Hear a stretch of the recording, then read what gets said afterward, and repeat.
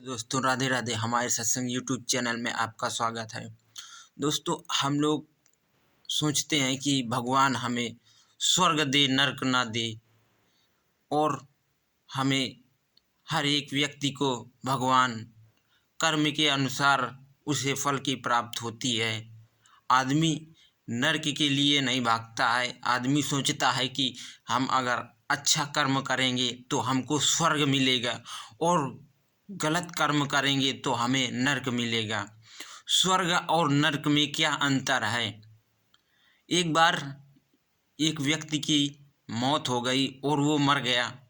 वो जब यमराज के पास गया तो उसे उसे वो जब गया ऊपर, तो उसे किसी चीज़ की कमी नहीं थी। जब वो ऊपर गया, उसे खाने के लिए था, वस्त्र पहनने के लिए था, मेर मेर के भोजन थे, और नाच गाने वाले थे। उसे हर एक चीज़ की सुविधा थी। उसे किसी चीज़ की दिक्कत नहीं थी। उसे कहीं जाना नहीं पड़ता था, और उसे भोजन नहीं बनाना पड़ता था। और मेर मेर का भोजन उसे मिठाइयाँ, पेड़ा, बर्फी और अन्य भोजन हर एक चीज़ उसे मिलता, और उसे कहीं जाने की ज़रूरत नहीं पड़ती, ना कहीं आने की ज़रूरत पड़ती। और उससे उसे किसी से भोजन भी नहीं मंगाना पड़ता।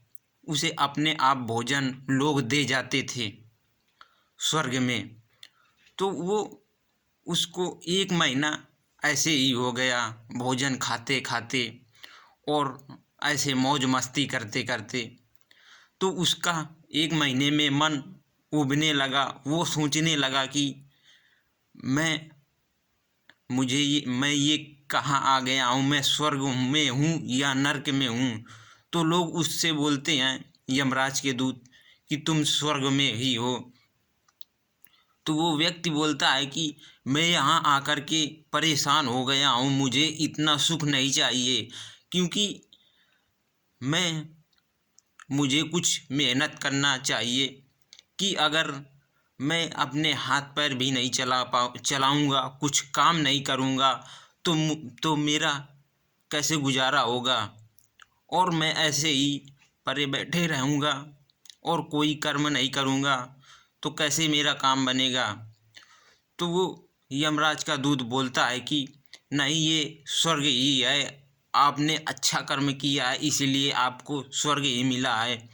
तो वो व्यक्ति बोलता है कि मुझे हर वक्त खाना ही नहीं है, मुझे कुछ काम भी दीजिए, मुझे कोई काम भी करना है।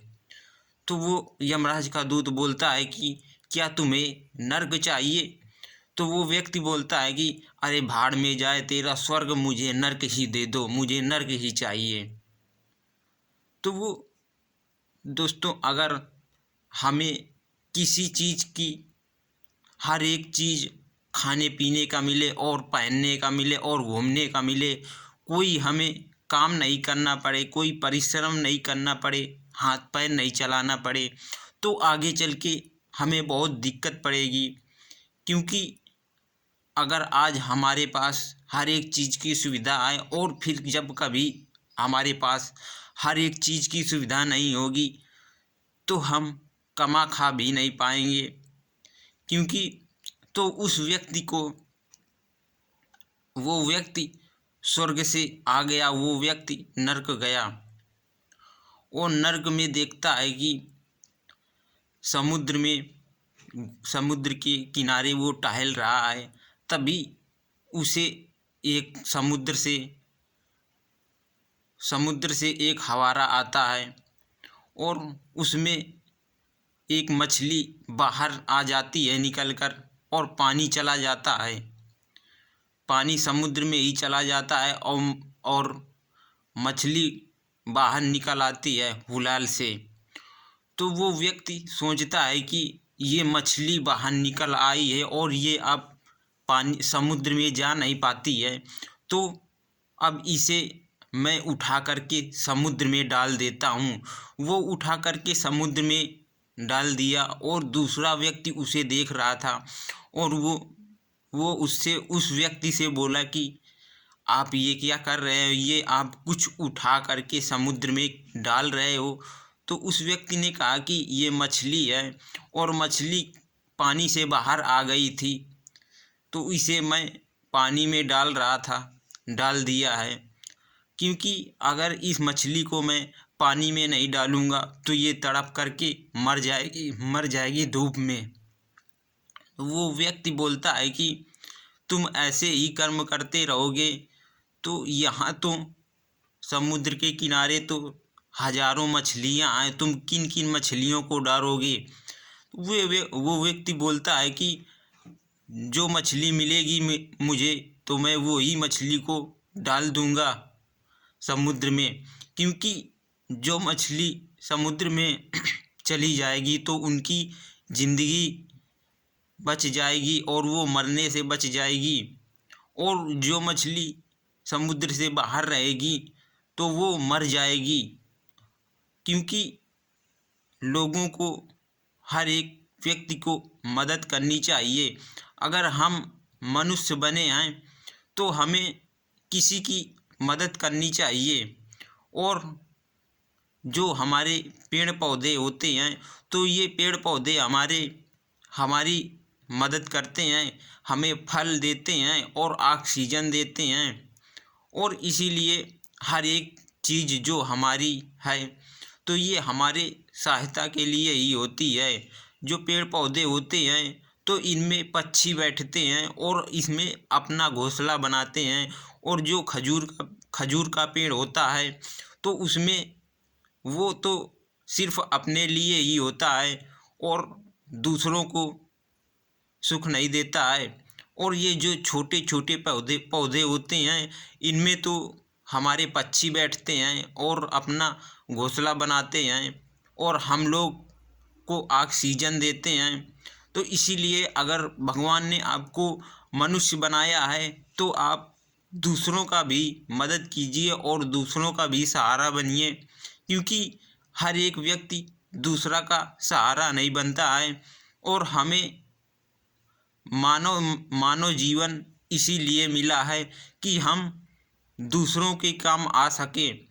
क्योंकि अगर हम दूसरों के काम आ सकेंगे तभी हमें मनुष्य कहलाने के योग्य है। क्योंकि मनुष्य वही होता है जो दूसरे के काम आए।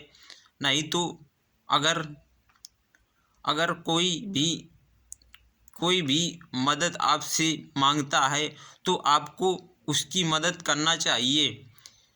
और मदद तो हर एक व्यक्ति को करना चाहिए। तो इसीलिए आदमी, मनुष्य और अपना पेट, अपना खाना पीना और हर एक अपना ही करना, ये तो हर एक व्यक्ति करता है। लेकिन जो दूसरों के लिए काम करता है वही सच्चा मानव होता है।